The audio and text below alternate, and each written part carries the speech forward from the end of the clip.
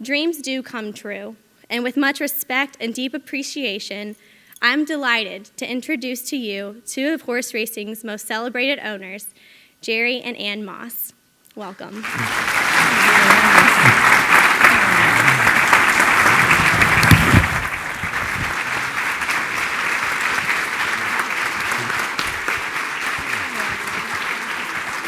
Thank you very much.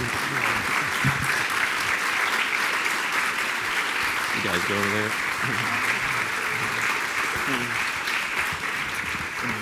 While they're getting situated, I'd like to thank Haggard Pharmacy for their sponsorship of tonight's activity, and I think Walter's in and Jim Smith, both veterinarians from that clinic, are here. Thank you very much for that. I'd also like to thank the administration for supporting this, Dr. Dean Smith and Dr. Nancy Cox, who are both here someplace. Thank you very much for being supportive of this.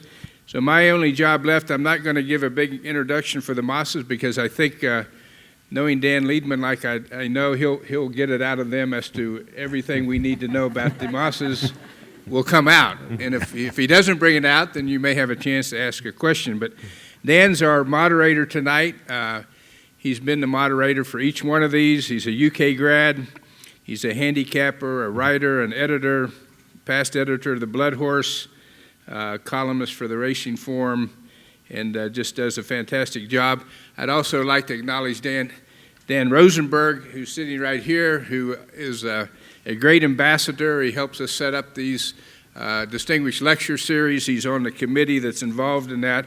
He's also on the UK Gluck Equine Research Foundation Board and Thoroughbred Charities of America, and a lot of other things. He's a former a friend of the EI award winner, so thank you, Dan, very much for being here and supporting this. So, Dan Liedman, it's all yours, buddy. Thank you. Hearing about the bookmaker kind of took me back a little bit. Did you ever bet with a bookmaker, Jerry? I can't remember. Good answer. Jerry and Ann, and it's not going to surprise you to know that everyone here in attendance tonight's anxious to hear you talk about a certain filly that you raced. But I'm going to make them wait a few minutes for that because I think it's important for them to know a little bit about who you are.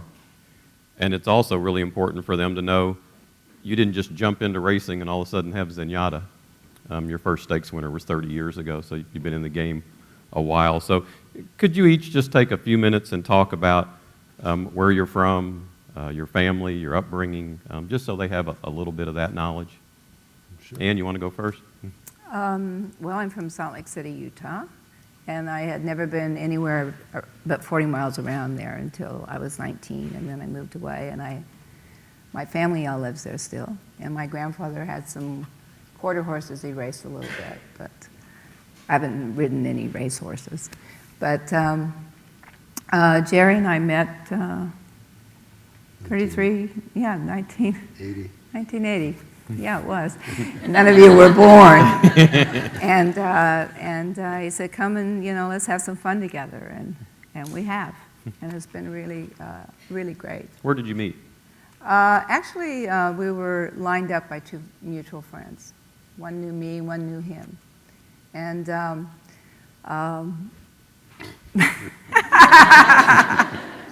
how long do we all have?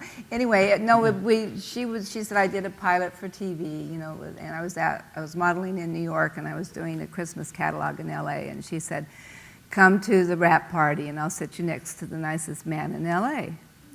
And she did, and it was a heart-to-heart. Was my friend is Stephanie Powers, and then the Tom Mankiewicz was the other, and he's had some racing luck as well. He's passed on now for about a year, but anyway, then a year and a half later he called me, and that's when You must have made quite an impression. it's just like so, and ever since then it's been really inseparable and a lot of fun. Jerry, can you tell us a little bit about your upbringing? I was born in New York City. I stayed there till I was about 24, and then I moved to California. Had nothing to do with horse racing, or I don't think I went to a horse race while I lived in New York. I lived in the Bronx and there's hardly any trees in the Bronx. You know. Not too many horses in the Bronx. Not too many horses except the police. that Police are on riding horseback, on them. exactly. And then he moved to California, and then I got sort of more involved in the music industry. And I was invited to the racetrack once or twice, and I went and enjoyed it. And then an interesting thing happened. A record distributor who had gone to Yale, I say that because that's quite a rarity, you know, sold his business and became an even greater rarity, a Yale graduate that was a record distributor and then a horse trainer, because he sold his business and did what he wanted to do then the rest of his life, and he trained horses at Santa Anita. And the gentleman that manufactured our records, you know, the A&M records, was fond of taking people and claiming horses with George and whatever, and kept inviting me to join him, me and my partner Herb, to do that. This is in the early 70s, and I kept saying, but I'm running a company. I have no time. I don't, you know, whatever. And finally, this fellow got a little sick, and I went to see him, and I said, is there anything I can do for you? And he said, yes, you can claim a horse with me when I get out of here, you know. So we did, and I think in 1970, Herb and I claimed a horse called, of all names, Angel Tune, and ridden by Lafitte, the great Lafitte Pinkai. And he came in third the first time, and the next time she won. So therefore, we knew everything there was to know about her. Absolutely. Yeah. From there to Zenyatta was just a short. From there to Zenyatta, you know, figure it out. You know. Yeah. How did you meet Herb Alpert? How did that come about? Well, it's very interesting because Herbie and I agree on everything except exactly where and how we met, you know. And he thinks we met in New York, and I believe we met in California, but we just became good friends in the early 60s. And from that developed, you know, I knew about him as a trumpet player, of course, and I loved the way he played the horn. And he was an arranger and producer and a songwriter, and we just got to be good friends because I was sort of more on the promotion end and loved to hear those records together and talk about them and take them apart, you know, and think about it. And that's how we met, you know, and just became friends first. So kind of like from the Claiming Horses to Zenyatta, you and Herb met, and A&M Records became the largest independently owned record company in the world. Well, thank you. Well, it was an amazing story. It's really quite a fable, really, because we each had produced a record about 1962 and had about the same amount of money in it. And we did a what-if thing, you know, which is required in these kind of circumstances. And what if we joined the two records, put them on the same label, and I promoted them and see what would happen. We each put $100 into a checking account. And at the time, we called it Carnival Records. We didn't even have the name right. And the record he produced took off a little bit, and so we had a little bit of a bankroll. And then we discovered there were other Carnival Records, and so we changed the name to A&M. And about a few months later, we got a song and reproduced it in a bullfighting kind of context, and with Herbie playing horn. And Lonely Bull was a big hit, and we were on our way. What was your favorite song that Herb did? Boy, there are a bunch of them, but Taste of Honey sure was a good one. And that won us a Grammy Award for Record of the Year and a few other things, and really put us on the map. And if I'm right, besides horse racing, you generally are just a sports fan. Exactly. I mean, I'm primarily a baseball guy.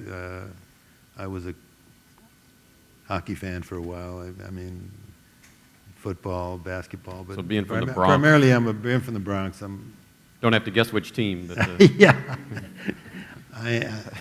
What can I say? I stand guilty as charged. Exactly. Just, you know, Ann mentioned how, you know, 1980, these kids weren't born yet, but some of these names won't mean anything to these kids either. But just so they know, besides Herb Alpert, You also signed, produced, and promoted Sting, The Police, The Carpenters, Supertramp, Cat Stevens, Carole King, Chet Baker, Joan Baez, Janet Jackson, Bryan Adams, among others. Just a remarkable career in the music industry. Well, it was a lot of fun, and I'd like to thank everybody out there who ever bought an A&M record.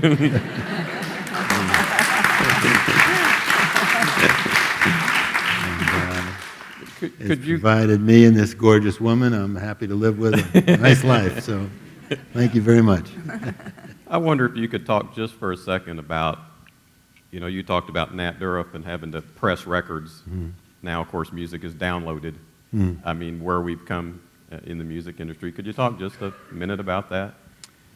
Well, I'll start by saying, when is the last time anybody here ever purchased a CD? Somebody in the sixth row raised their hand. One person. There you go. One in the second. Yeah. So that's what's happened to the music business. It's when the music got free, basically, through the internet, it changed everything. And the internet has changed the world, certainly, and it's changed newspaper business, it's changed the magazine business, the book business, and it sure has changed the music business, And it's hard to monetize the music and pay the artists and pay the producers and the engineers and experiment with new groups when you're not getting the income from the sale of the stars, from the sale of the big records. But anyway, I left. We had Herbie and I sold A&M in late '89, and we ran the company for a couple of years, and then the owner, thought it, they weren't laughing at our jokes anymore, so they moved some other people in, and we had a publishing company that was a really good publishing company till about 2000, and we sold that. So we just decided we didn't want to be responsible for a lot of nice people in that sort of climate, so we sold it and moved on. I would like the crowd to know that Jerry and Herb Alpert were inducted into the Rock and Roll Hall of Fame in 2006. So. Thank you.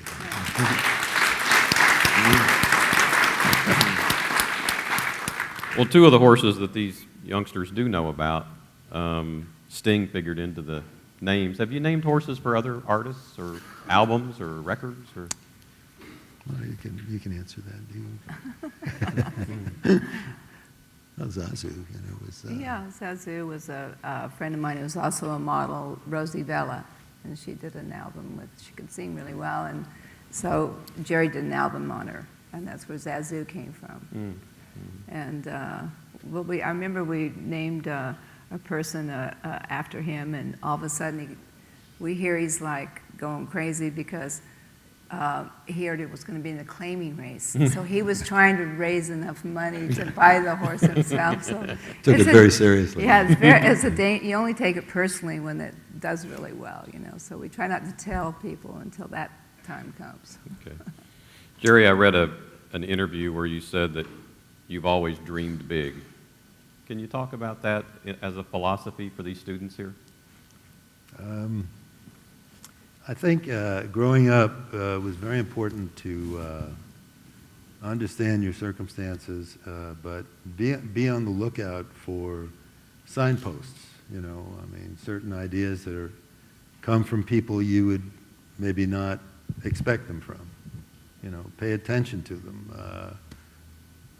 Maybe that idea means something eventually.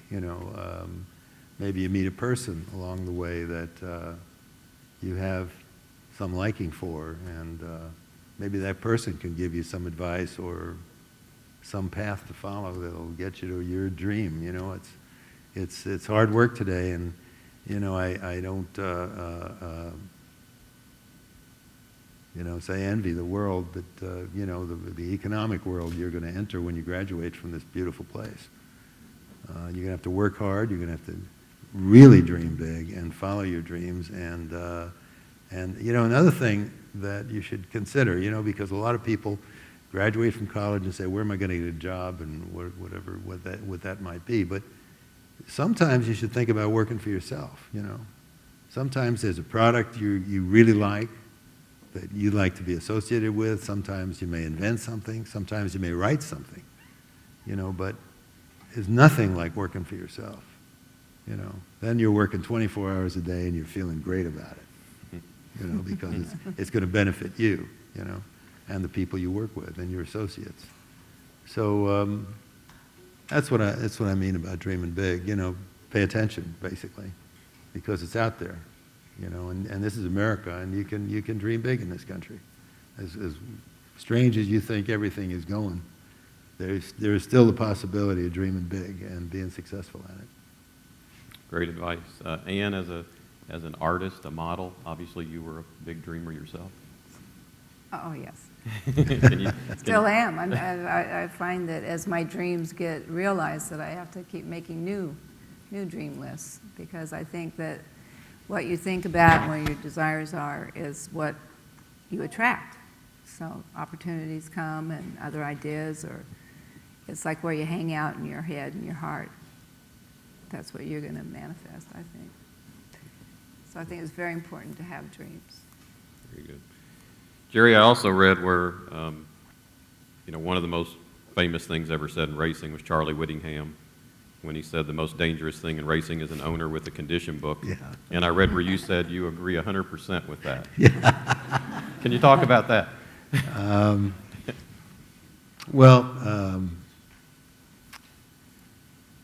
We've been very lucky to have been associated over the years, Ann and I, with some of the greatest trainers that ever trod the turf, so to speak. You know, we broke into the game with Bobby Frankel, who was one of the great characters. You know, it's funny.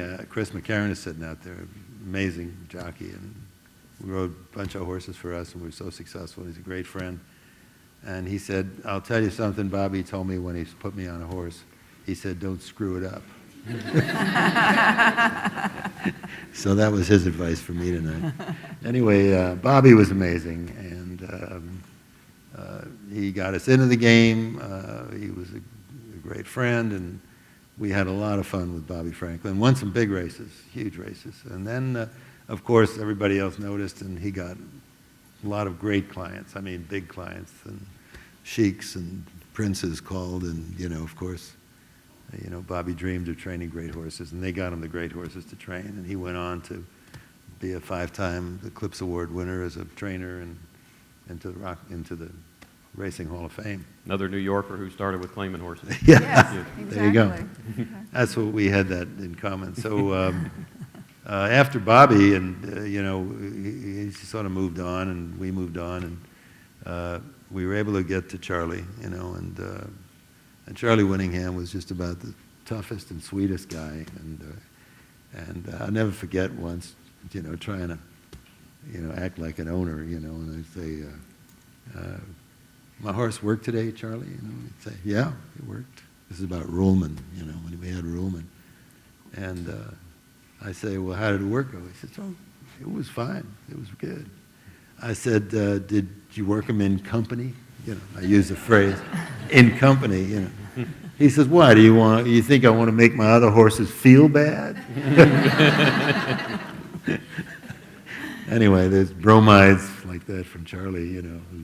Another thing Charlie said, which is very interesting, he says, "Better to say sorry that you did than sorry that you didn't." I remember that one.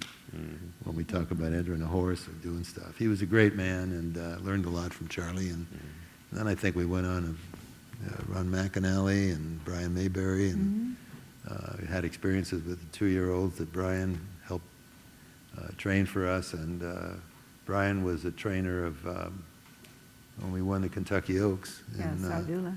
1994 with a horse named Sardula.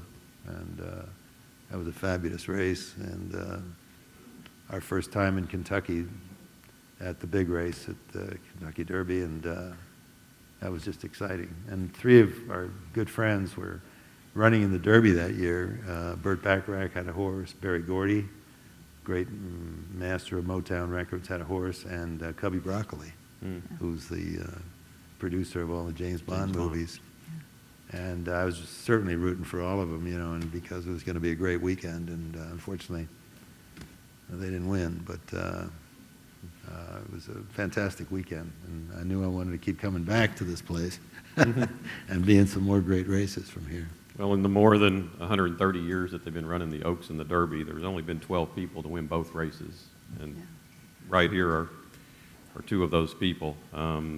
Sardula's race was pretty incredible, and she was at a pretty incredible Breeders' Cup race. Yeah, lost by a head. Lost by a head. What do you remember about that Oaks and then about Giacomo's Derby? Talk about those 2 days at Churchill Downs. Ann? Well, it was raining when Sardula, so that was kind of a cold, blustery, can be here sometimes. We don't have those kind of days in Kentucky. Just once in a while. Okay. We hit one that day.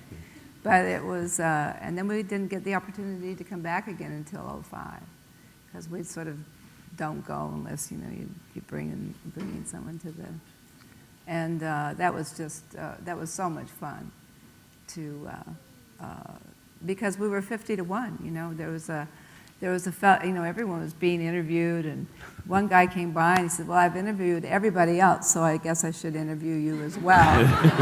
and he was a man from Sports Illustrated, so he ended up being the only one that had interviewed us. But we were so happy to be invited there. I mean, there were like almost 36,000 something babies that were eligible for that race, and we were invited to be there. So we already felt like winners, we were really just really happy. And John Sheriffs, I mean, you just can't say enough about John Sheriffs. I mean, he is masterful, and I think you called him a diamond cutter, he really is. And he was excited. He thought we came along just right, and that Giacomo was feeling terrific, and he was. It was just a magical moment. Certainly shows you can't win if you're not in the race, doesn't it? Yeah, exactly. Yeah. Exactly. It was kind of funny when you think about it that he was actually a holy bull. Mm-hmm. And then Jerry's first album was The Lonely Bull. So it was like, there's like this little thing going on. Yeah. Anyway. Jerry, after the Bullheaded. Derby, you said, I know he was a long shot, but Annie and I are long shots too, so we fit right with all this. Now, what did you mean by that? Well, she's from Utah, I'm from New York. It's,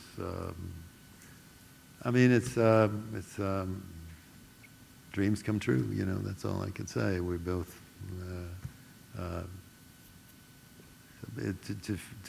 to get together, which I say we're fortunate to have been together over 30 years now, and to have had the life we've had, and then to get the Derby propped in your lap is, it's quite a kind of a long shot, I'd say, and for people that, don't have the, she at least had a family that had horses, and I sort of got into it as a sport, I love the game, and I loved handicapping. It's a great thing, and Giacomo was a very special study of a horse, if I can say something about him. By the way, we did name him after Sting's son, youngest son.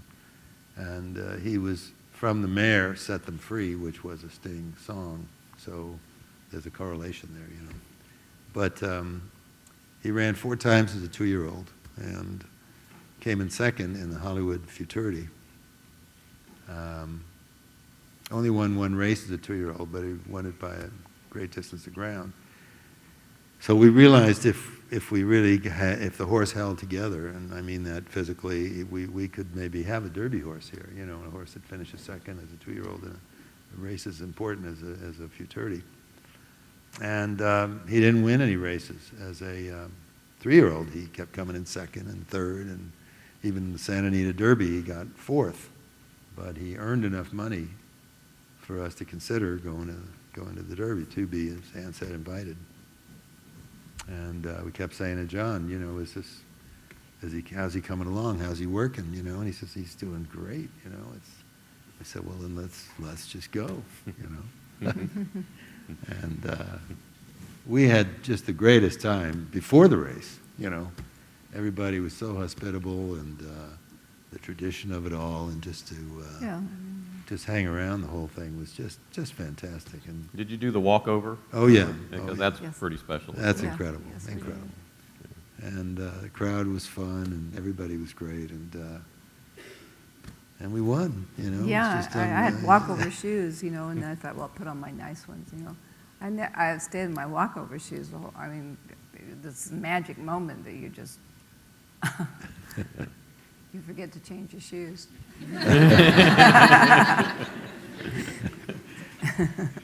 How many times have you watched that Derby? You seen it a few times since? well, not lately, but we sure watched it a lot. But it would be fun to put it on again. It's always a rather we won't. emotional Yeah, thing to we- watch it. We're not the same people that we were before that race, by the way. So Yeah. we changed somehow. Exactly. When you win the Derby, Yeah. you become different It's people. another worldly thing that moves you in another sphere or something. And you wake up in the morning and you go, we won the Derby. Wow. Unless you're Mike Pegram, he said he just stayed up all night. Yeah. He never even went to sleep after he won the Derby. Yeah, it's like that. Could you all talk about how you met Dottie, how she became your racing manager, then kind of segue into the whole team with John and David and April and Jeannie and everybody that's involved with your stable? Yeah. Okay. Well, I met Dottie through Bobby Frankel, because she was his accountant and business manager. And when we started getting into this thing, and Bobby liked to buy, in those days, we'd like to buy European horses that sort of weren't champions over there and that owners were looking to move on. We're still in pretty good shape. And he was one of the first guys to sort of do that, you know. There were people that bought European champions to run in America, but Bobby was somebody that could shop and get a tremendous buy. So, for example, we take a horse like Garthorne, who was primarily a turf horse. And Bobby, we bought him for something like $90,000, and Bobby trained him and liked the way he ran, and he said, you know what, I'm gonna run him. He ran him once on the turf, and I think he got third or something. He said, I'm gonna try this horse on dirt. And I mean, he moved up 5 lengths, you know, on dirt. And he got very successful for us, and you know, won 5 graded stakes in a row and ended up winning the Met Mile, you know, and was very successful as a racehorse for us. But through all these purchases, we needed somebody to at least keep track of what was going on. And my accountant at the time didn't really know much about horse racing, and sort of, you know, was dealing with a whole bunch of other stuff. And so we asked Dottie to please, you know, look Who was after. working with Bobby. Who was working with Yeah. Bobby to take care of our accounts as well. And it didn't take long for us to be working with Dottie to know that how smart she was and how bright she was about so many different things, that we asked her to advise on so many things that she unofficially became our racing manager. You know, there was nobody else we could have. And other side of it was Bobby probably wouldn't have talked to anybody else except, you know, he was quirky that way. Let's put it this way. But and Dottie's been advising us for years. And at the time, she was married to Jerry and Gordo, who unfortunately left us 15 years ago. But he was very experienced in horses. He was a jockey agent primarily, but he'd been a jock. He'd been a trainer, and he was the agent for Pat Valenzuela. And when Pat Valenzuela won the Derby on Sunday Silence, Jerry was Pat's agent at that time. And so Dottie had a vast experience in dealing with the top of the line and claimers and all that stuff, you know. And so she was right at home in advising us. And their son, David, went to school here as an alumnus from University of Kentucky, and is now one of the top bloodstock agents, and is working at Lane's End and has his own business, and has really been incredibly successful, as you'll find out later. But for us, but anyway, so with this whole thing, and then as I say, Dottie was widowed for a while, and David sort of spotted a trainer in California that he thought, first of all, his mom would like, and secondly, that we would like. And both things worked out great because it turned out to be John Sheriff's. And John became our trainer and subsequently married Dottie. So we have Team Zenyatta Yeah. in a real sense is a family project, you know. And we've been together, I guess, since, what was it, 2000 or something, or 1999? Or, at least 10, 11 27 years with Dottie. Pardon me? Yeah, something like 27 years with Dottie. And David functions for us here in Kentucky as our eyes and ears, and just been amazing. And he's the guy that found Zenyatta for us, and that's another story. Well, let's get to that story. Okay. What do you remember David saying at the sale, you know, as he's looking at horses and he spots Zenyatta? What do you remember him saying about her? Well, like anything else, he'd go through some numbers, and we like to, you know, he'd throw us a book of, or some numbers to look at, and we'd look at them all, and, you know, we'd say, man, we really like 703, you know, really like that. What's the story on 703? So we'd get the horse vetted, and fantastic, she came through the vet, which is a big thing. You know, for those of you that don't know, you can like a horse, but you better vet that horse before you buy him, because if there's something wrong with him, it's nice to know that when you're going in, you know. Horse vetted out perfectly. Only thing was she had a sort of a skin rash along the side of her body, along her neck and the side of her body. Ringworm, yeah. And she was a sort of a long and tall, lanky kind of horse at the time.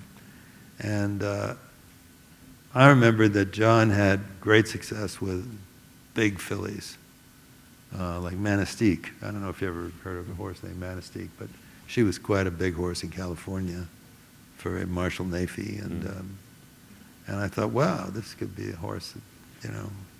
And, you know, and then I should let Ann take over, because we just kind of liked her a lot, you know. I mean, more so than, you know, you can spend a lot of money on a horse and you think their conformation is great and their book pedigree is wonderful and you feel good about it. But there was something connecting on this, and Ann will tell you more about that. Well, I mean, I don't know how much you've seen of her, but there's something very extraordinary about her. And it was even though she came over, she hung her head on my shoulder, and I was like, oh, we don't have you yet. You got to play cool, you know. But John said that, you know, that it was just a ringworm, be gone in 2 weeks, and I think that helped on the pricing. And now she has dapples everywhere, you know, so she's still spotted. But she's. It was at the same. We bought her in September, the same year that Giacomo won the Derby. So that was a good 05 year. was a good year in our family. Very good that year. would certify as a successful year. How did you decide on the name? Was that the first choice? That was well, it was, you know, pedigree's perfect. It was a street cry, you know, and by a Chris S. Mare, out of a Chris S. Mare. And we liked that combination. We liked street cry as a racehorse. He ran in Europe, he ran in America. It was very successful. Big, strong horse. And Chris S. we had a lot of success with. We had a horse named Kudos. That was a Chris S. that ran very well for us.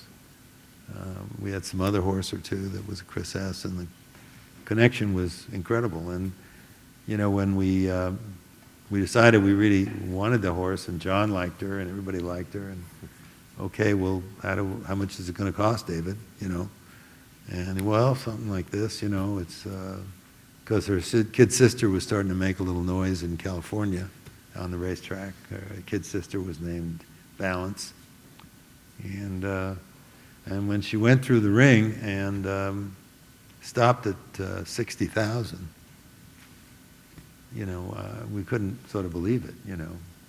But there were certain factors involved, you know. Looking at her, you know she was never going to run as a 2-year-old because, as I say, she was a tall, kind of a lanky thing. And so that knocked out anybody specifically interested in 2-year-olds. And so pin hookers, beware, you know, because was she going to mature fast enough for them to turn her over and make a profit. You know, all the things that, and she needed somebody with patience. And in John Sheriff, she came to the right place.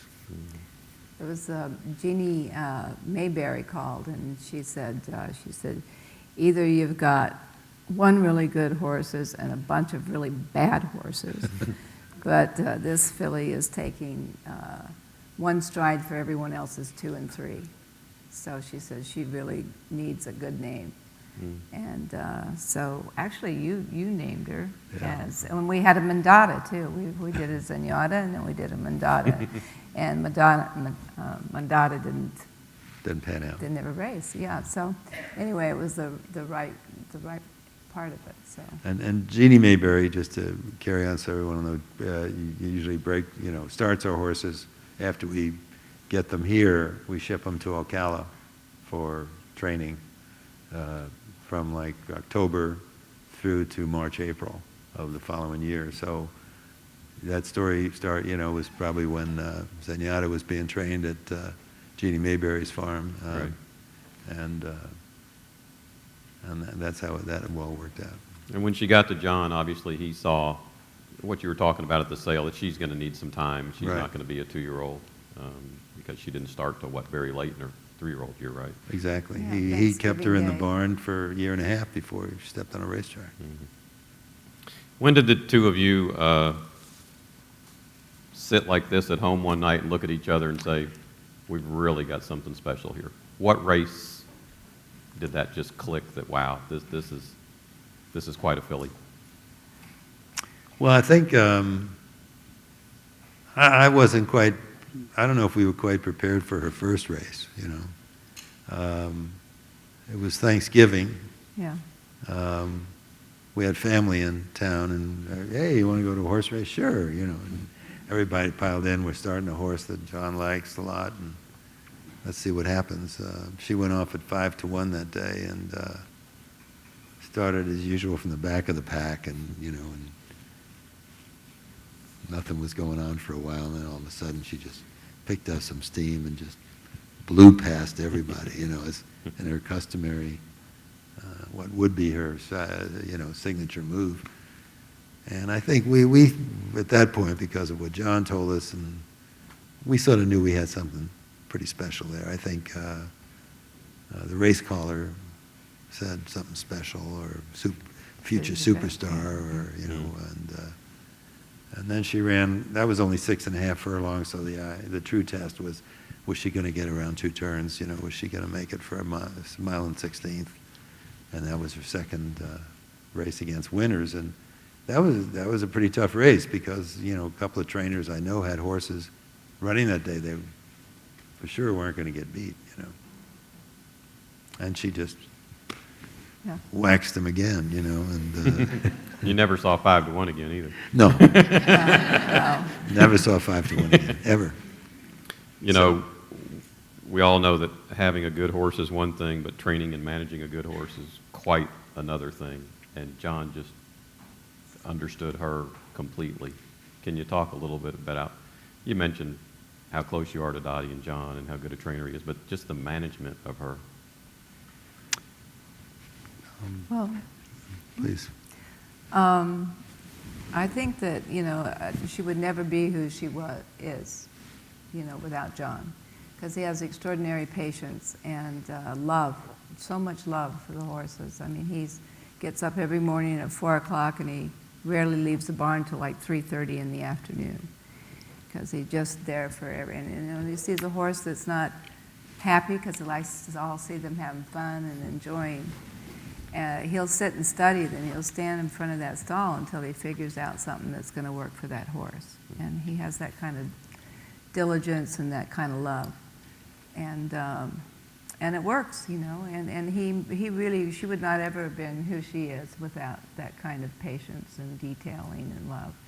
And she grew into herself. He always made sure she had a good time, and if she got a little something about that, he started with the cotton, in her ears, and she's so alert on everything, just to kind of tone it down for her a little bit.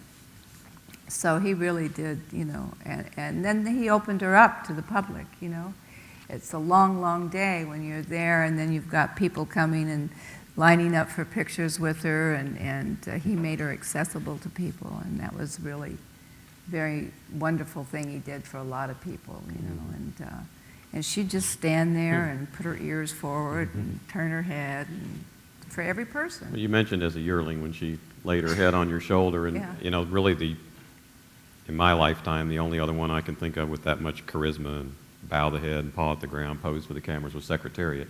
But she just, it was amazing, her presence and her personality. Yeah. In Oakland, when they named, are you talking about that moment? When they called her, and she actually bowed to the audience. She turned and bowed, and in case they missed the first one, she did it again. It was an awesome moment. It was like, oh my God, she just bowed. Because all of it was awesome, because you never knew from moment to moment so you were living each moment of it. You couldn't relax and go, oh well, she's gonna do this. So it was exciting every single moment of it. We haven't mentioned Mike Smith, another part of the team, and of course, in the races that were close, Mike would tell me, I blame myself. It shouldn't have been that. She shouldn't have been that close, or whatever. But he also obviously had a feel for her, for what was under him, and for when he needed to move her. Yeah, it was a great combination, amazing combination. And he never mistreated her, never would do that. And and she's a tough horse, but it just sort of, there was a regimen that was strictly adhered to, and she worked once a week and kept going, and Mike would be there, and so it's always very familiar people around her. Steve Willard, the exercise rider, that would work her when Mike, he'd only put Mike on right before a race or something, or if he wanted to get her sharper or something like that. But Steve, exercise riders are generally around 15, 20 pounds heavier than jocks, And Steve was great, because Steve was very, 66-year-old guy, that just amazing, But the other thing about the barn, as strict as they were as far as the regimen was concerned, they were always playing tricks on her, They were doing fun things with her, hiding her pail, or just to have some fun with her. It was always very light, always a lot of fun in that barn, and it was just a great thrill, I know, for Ann and I to just drop in the mornings and see this big girl, and it was great. It was really great. Well, I was one of the lucky ones who was at Santa Anita for the Classic. Can you just talk about the decision to run in that race, and then about the decision to then return her to training, which of course surprised a lot of people. And Dan Rosenberg and I were talking earlier about people who tend to take fillies off the racetrack here. Was just, no one would have blamed anybody for doing that in this case. So talk about the race and then that decision. Well, I think, as usual, we had one of our dinners. It was Dottie and John and Mike and us, and I think I just said, well, before we even ordered a drink or anything, I said, look, is there anybody here that doesn't think we should put Zenyatta in the Classic? And nobody said anything. I said, great, let's have dinner. Let's order drinks. And so that was decided, and everybody was very excited about that decision. It was at Santa Anita, and they were really feeling very happy about that, very good, especially the people that owned older fillies were really thrilled about that, because she wasn't going to race against them. And then it was such an emotional victory. The victory itself, Trevor Denman's call was, an experience we'll never forget. And Trevor, to this day, thinks it's the greatest race he's ever seen or called. And he went out of his way to tell us that, and he must have called 9,000 races, this guy's vast experience. And at the press conference afterward, I guess I was overcome, because I felt, here's this incredible filly, had won 14 races, last one being the Breeders' Cup Classic against the best male horses. I mean, what else could we ask her to do? So I said, she's retired. And then everybody was happy and good, and Mike said, yeah, retire, of course, victory kind of dinner and all. But I noticed a week or so afterwards at the barn, people weren't smiling and happy anymore, and when I'd asked Dottie, who do we have? What sires are you thinking of? Because Dottie was always in charge of that. She said, well, it's really cold in Kentucky right now. You don't want to send her to Kentucky now, and it's, let her relax a while, get out of her. So after a while, and by this time, she's working every week, just to take the edge off, because you have to do that with horses in training. I asked my partner, I said, what's up? And she said, well, you made that decision without consulting anybody else from Team Zenyatta, including me, And I said, well, what do you think? Do you think we could, there's John and Dottie right now, so we're talking about it.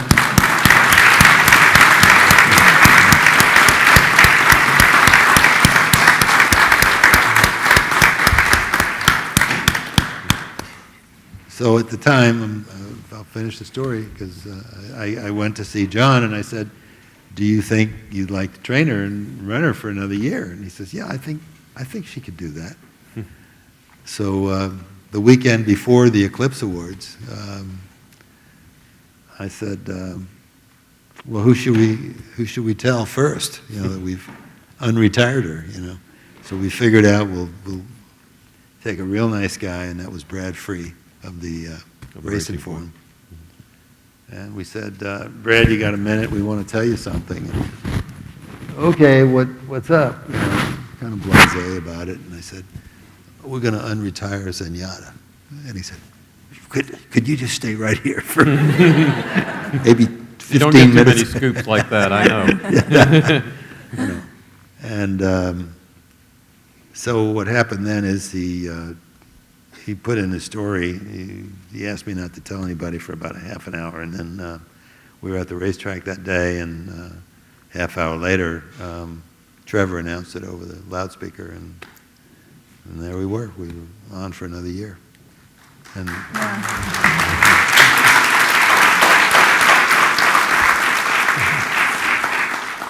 obviously it was the right decision. She just came back and reeled off 5 more Grade 1 wins. well, I'm not going to talk about those 5 races, but can you tell us your emotion with the Classic with Blame and your feelings after that race? I think the introduction today mentioned that people loved her even more after that. What were your feelings? I'll let you go first.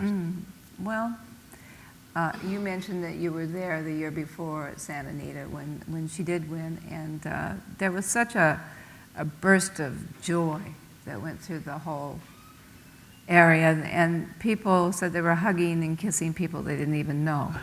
And it's really true. She just brought that kind of joy. And so I think that was probably the biggest part of it, is that just wanting to have that big burst of joy go out and to the whole world, because a lot of the whole world was watching it, and that thrill and that happiness would have been nice for the world, I thought. So I kind of, and then they stick that microphone in your face, and you got. So how do you feel? And you're like, oh crap. So it was, it was kind of, the first thing that came out of my mouth was, because it was so close, I said, I wish she'd stuck her tongue out, So that was, so you're in that raw moment, and there was nothing embarrassing about that race for her. I think she did what no other horse could have ever done, so. You mentioned the emotions of people, and of course we know that journalists don't really have emotions or hearts. But, the unwritten rule in press boxes of all sports is that as a journalist you don't cheer, you're unemotional, you're there to cover the event. Racing is always different. Normally it's different because usually everybody in the press box has a bet on the race. So that's why they're emotionally into it. But actually it's because we have a love for the horse I'm not saying a guy that covers baseball doesn't have a love for baseball, but it's different with animals and with horses. And that day at Santa Anita, you know, I looked around and there were journalists hugging and clapping and Yeah. with tears in their eyes and all. So I mean, if it extended that far, Yeah. you know how she affected people. Can you know, we've just talked about the emotions of that day. Can you briefly tell me about the emotions of the last 3 years Eclipse Awards? Well, you know, like I said, I've been in racing a long time and never won a Breeders' Cup race. Had never, certainly never had a champion. We've had really good horses. We won the Santa Anita Handicap, you know, we won Santa Anita Derby, you know, we won the... You won the Derby, don't forget. I know. We won Kentucky Derby. You know, we won some big races, and, but never had a champion, so to speak. You know, an Eclipse Award winner. And I think if you're in this game, in any game, you want to win the top prize, and that's to be voted by your peers. You know, to have the best horse in a particular division, and so. You know, we went to the first one thinking we'll, you know, I mean, we thought she deserved one every year, let me put it that way. That's it. She was perfect every year, and the year she was perfect and won the Breeders' Cup Classic, she didn't win the Horse of the Year award. She'd won, I can't be greedy, she won 3 older female Eclipse Awards. And last year she lost the race, you know, by about 3 inches, you know, to tremendous horse, wonderful horse. But she gave it everything she had, you know. And anyway, so every one of those, you know, was somewhat emotional, you know, somewhat upsetting in a certain way, but at the same time, in her last year of qualifying for something like that, she won Horse of the Year. So it all, I guess, worked out in a sense. So you've got a Grammy and now you got a Horse of the Year statue. Yeah, exactly. Not bad. Can you talk about the mating? You know, how you decided on which sire to breed her to? Well, you know, Dottie said it's Bernardini. That was the end of that discussion then. Yeah. And she didn't get in pole the first time, but she did the second, and I assume you've seen her since you've been here on this trip, and how's she enjoying being in pole? How does she look? She looks wonderful. You mentioned she's dappled out. Yeah, she's just wonderful. She never really lost her dapples, but she's got a little bit more of a golden all over with the sun's been out. But yeah, she's really very happy, very, very happy. She always liked to graze. John had her grazing out every afternoon at Hollywood Park, one of those patch of lawn. And so she thinks it's her personal job to mow the paddocks. Gotcha. Yeah. Doing a really good job of it, and I got to pet her little baby bump, and she was very schniggly, and I went into dinner with big streaks of dirt all over my face. I looked like some wild Halloween cat or something. But she's just, you just can't be unhappy around her, you know? She's just... Jerry, while she was racing, were there ever offers to purchase her? Oh, I think at the beginning. I mean,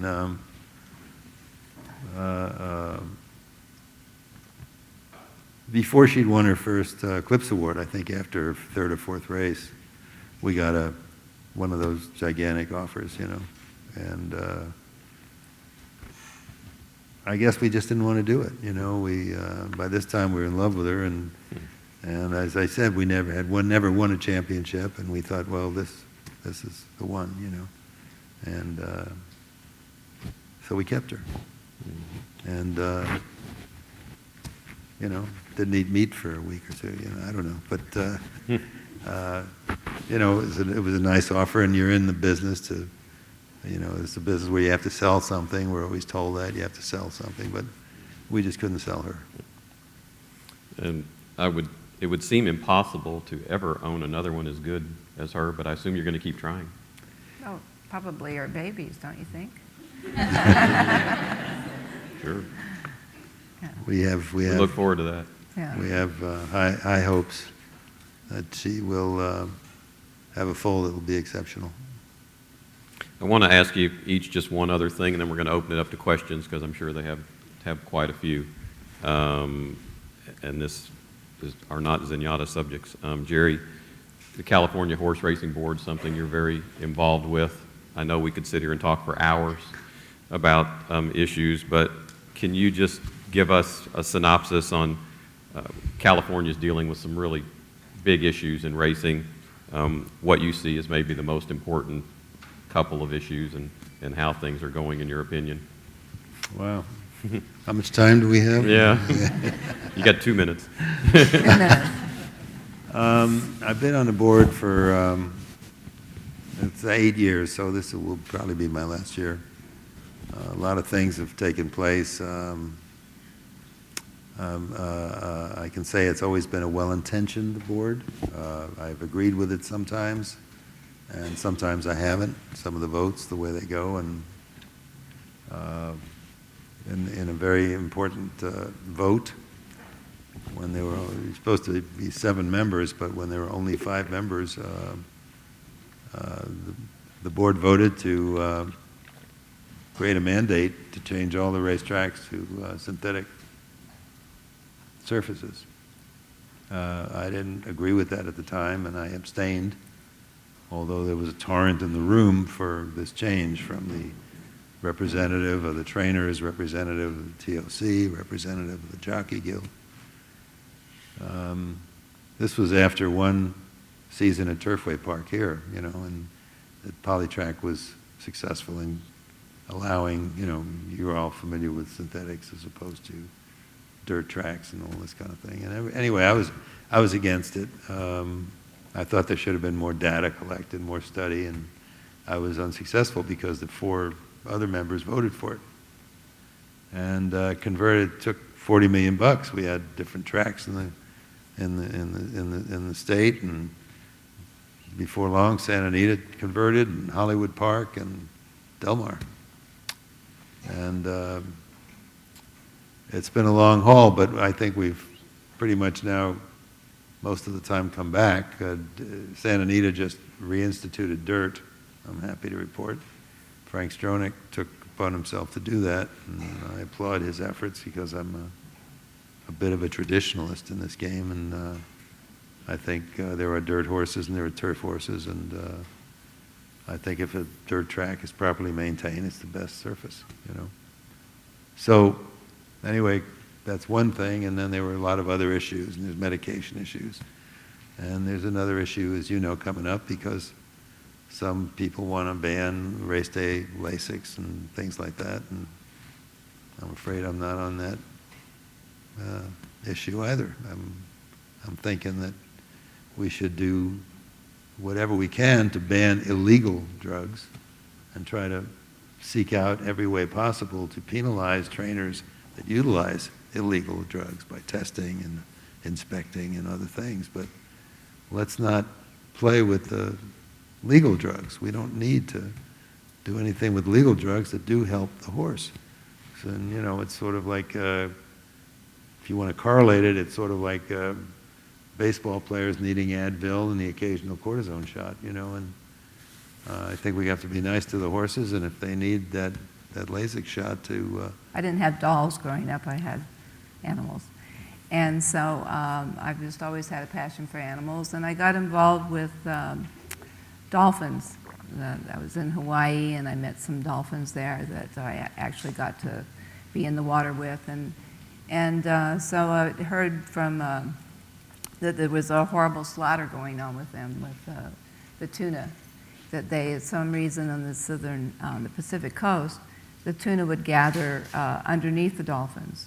And so they would just look for dolphins, and then they'd put like a net around all the dolphins and then close the bottom and just haul it into the boat. And over 6 million dolphins died that way.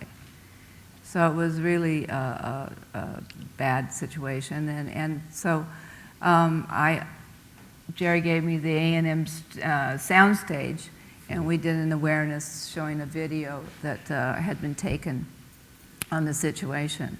And then it was, at that time, Jerry had been in Japan on a music thing, and he was watching, you know, CNN, he couldn't sleep, and he saw this guy, Tony O'Reilly, on there, you know, it was running Heinz and therefore Starkist. And so he said, well, that's someone I could talk to, you know, he's got horses, and I could talk to him. I said, what a great idea. So it was arranged very, you know, very brilliantly, and there he was at lunch with Tony O'Reilly at the Weight Watchers and meal. And they talked about horses first, and about this horse and that horse, and how did you move your horse out of there before I did? And then he said, okay, well, look, you know, nice meeting you. And then a couple of weeks later, he called up and said, very expensive lunch. Okay, who do I talk to? So that's when Starkist stopped netting dolphins. They broke contract as of that moment, and they took like a $12 million loss in that. And they had made their announcement early in the day, so by the end of the day, Chicken of the Sea and Bumblebee had joined in on that decision. But they, Chicken of the Sea honored their contracts throughout the year, and Chicken of the Sea took another year and a half to track them down to actually go dolphin safe. So I Created the dolphin safe label, yeah. And I had started going to the IWC, was the International Whaling Commission that governs all the cetaceans for the world. And you have to have representation in at least 6 countries to go. So I put down, you know, Ann Moss of A&M Records. And they thought it was animal and mammal statistics. So all of a sudden I was there, you know, and it was very interesting because you met so many people from all over the world, and we realized at that time that the best way was to sort of make friends with the people, you know. You couldn't like just go, well, you're bad and wrong, and you know, people don't work with you very well like that. And so we've continued like trying to show that through DNA who actually is being killed and endangered species, and also then we've gone to the toxicity and the meat is not really edible. And so we've come at it in lots of different ways. And it continues.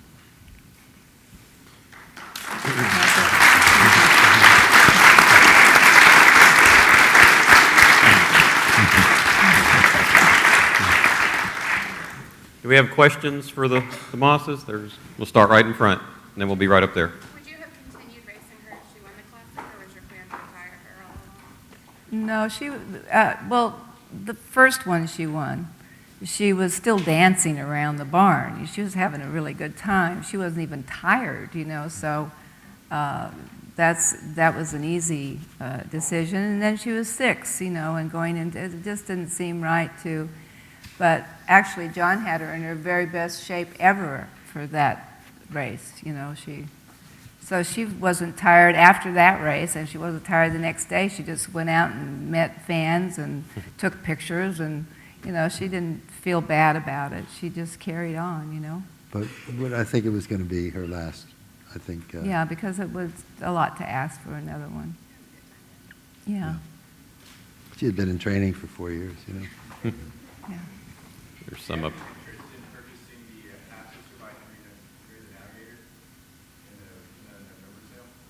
I'm sorry, say that again? Do you have any interest in purchasing the half-sister Susanata in the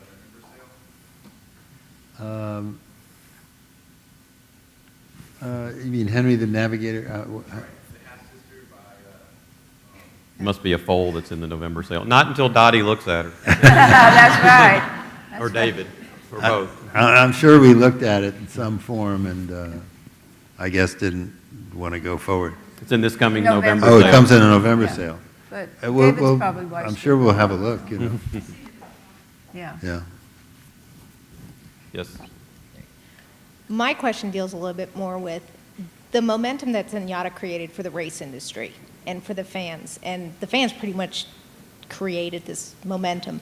How do you as owners and then as trainers stay away from that momentum in influencing, one, the rest of the stable that's in training and any other horses you have? Because they're all different and you can't, you just can't go running off on this. And then how are you going to prevent that or use that and model it for her foal or any other future plans you have for her and the rest of the stables? How have you been able to keep the momentum in the public but not let it run off in its own uncontrollable tangent? Yeah, you want to? well, Dottie. That's a good question for John. Dottie, because Well, you know- Dottie does, she, Yeah. we see we will both want to talk about Dottie. Okay, go ahead.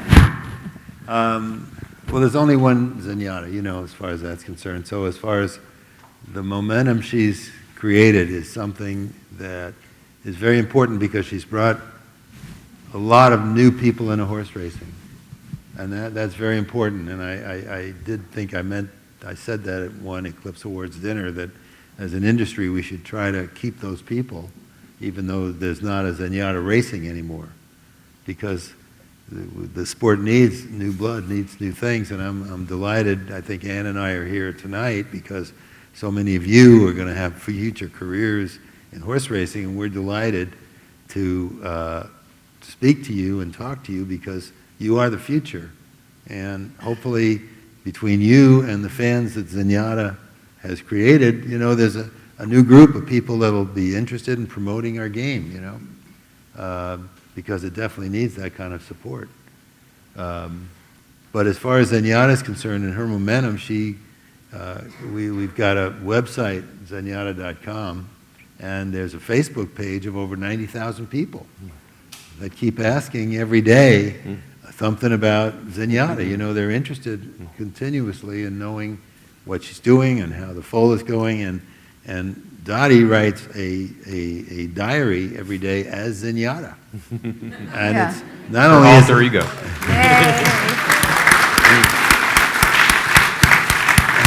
And I must say this, it's not only informative about Zenyatta the horse, it's also very instructive and informational to people that are have an interest in horse racing, about what happened in barn 55, which is where she was in John's barn for 4 or 5 years, and what took place and other things that are happening to people in barn 55, to give you some idea of the flow of information of what goes on at a modern day training barn or in the racetrack, or when her friend Bernardini wins a race, or somebody, of a Bernardini nature, Stay Thirsty won the Travers, who was a Bernardini horse.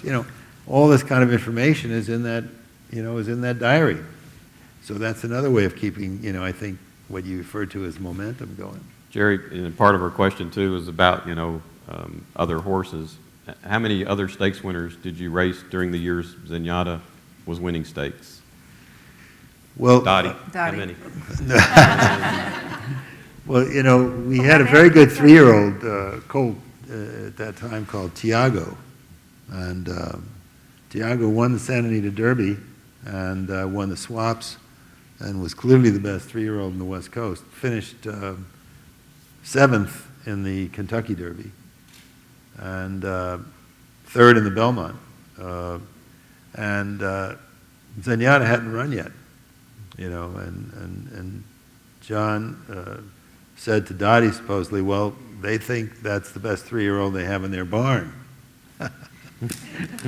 We have something coming that could be something pretty exceptional, So it was amazing for us as a stable, so to speak, with not that many horses, to have a horse like Tiago having a tremendous year, and for us to introduce a horse like Zenyatta at the same time. That was a pretty good year. Let's let Dottie and John also speak to that question about keeping a good horse going. How many horses, John, did you have in the barn at the time Zenyatta was there? Because you couldn't focus all your attention on Zenyatta. How many horses did you have going in that barn? We probably had about 35 horses. Who did we have at that time? We had. She's graced with some great horses. Yeah, I think we had Life is Sweet, who won the the Distaff Classic that year.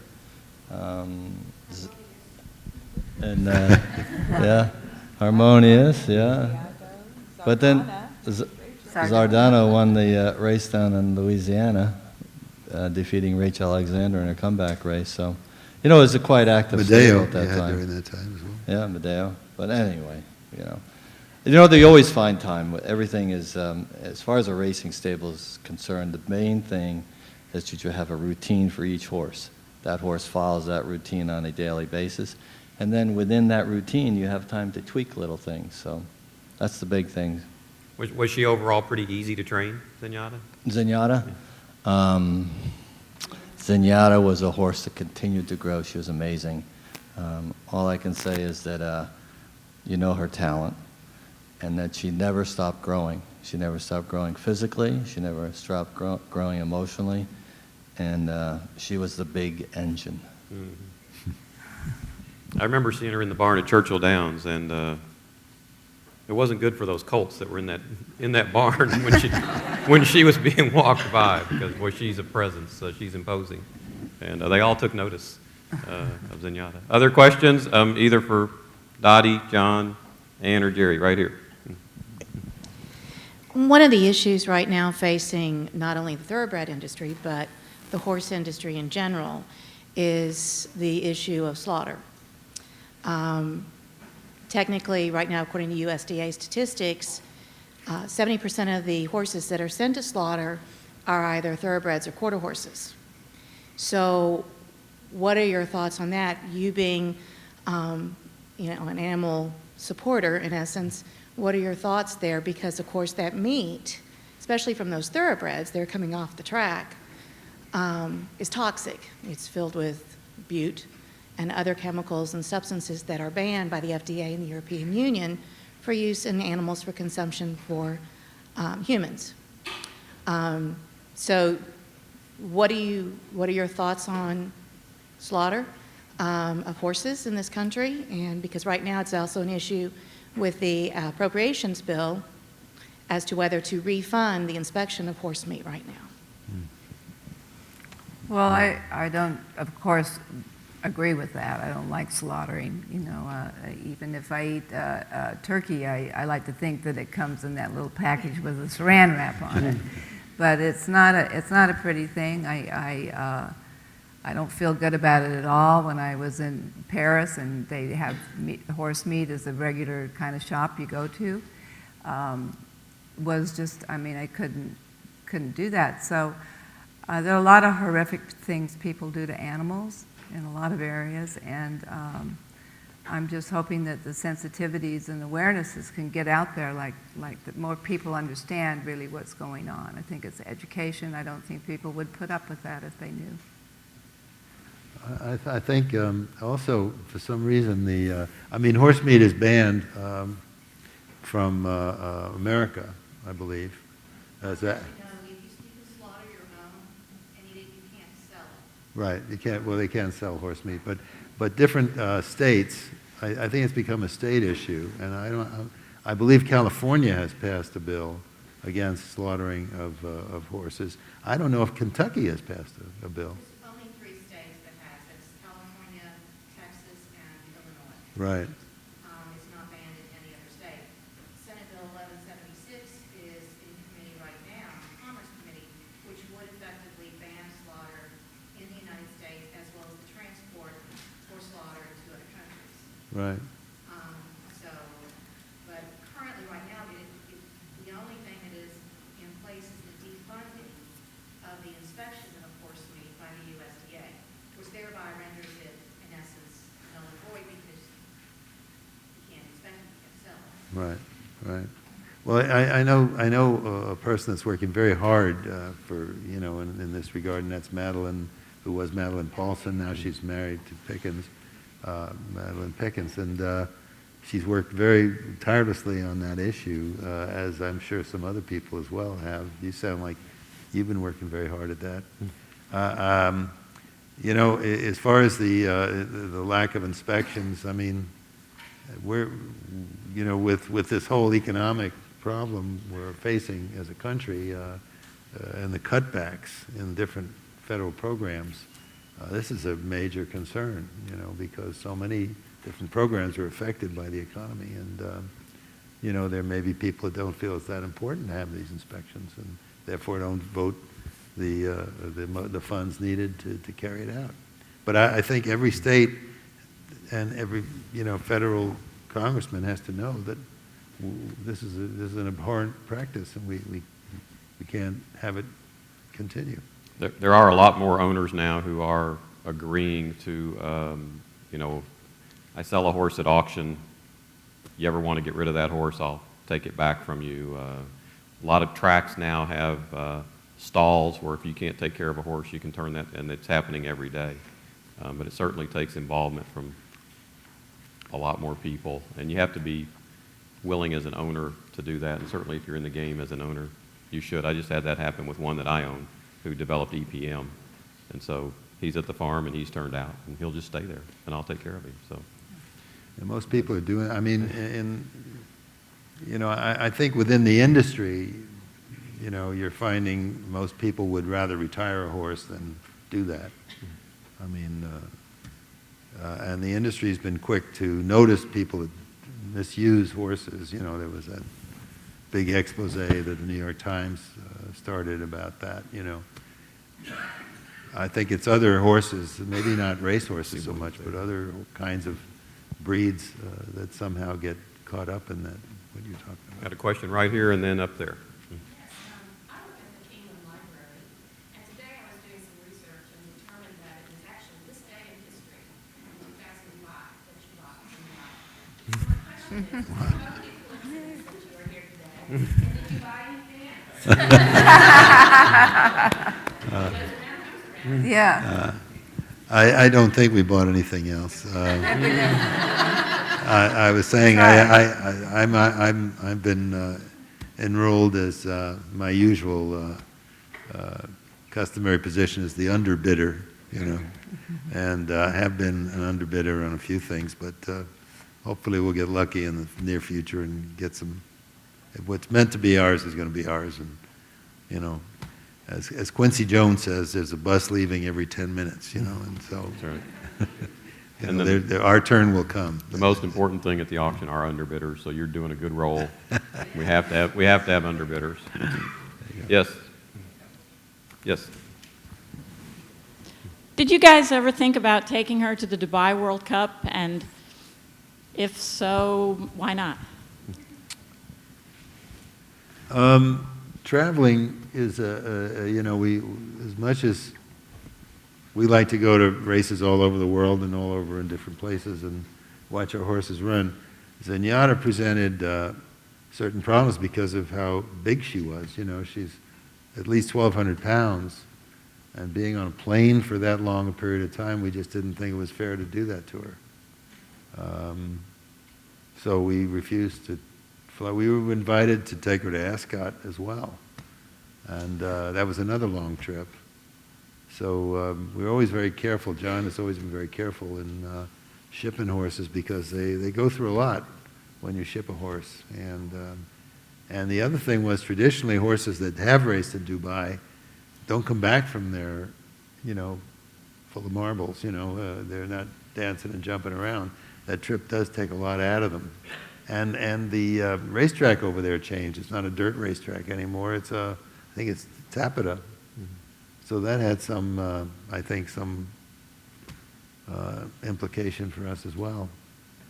Anyway, it's a great event, and someday we'll have a horse we can maybe take over there, but I didn't think that Zenyatta was the one to, I think John didn't want to do that to the horse. Yes. Mine's probably a little bit more of a compliment and a commentary. I think your success and longevity in the sport has something to do with your positive attitude and your realistic thoughts. And, you know, anything you have to say about that, like Mr. Strawbridge, you know, with Augustin, the lifelong people in racing, I think, look at it as a sport rather than an investment. And, you know, kudos to you, you know, for bringing that vitality and that sportsmanship to our sport. Thank you. Because that's Thank what it takes, not the guys that come in and flash and take their money back out when they're not successful. Thank you. Thank you. There was one right here. Thanks. One more question. Oh, yes. Absolutely. Yes, we do. We look very forward to her babies. Yeah, very Jerry and much. Ann, on behalf of everyone here, I just want to thank you for taking the time. I know we asked a lot. I know that you are kind of private people and don't do too many of these things, but I know to benefit these students, you were willing to do that, and we thank you. Thank you very much. We have one last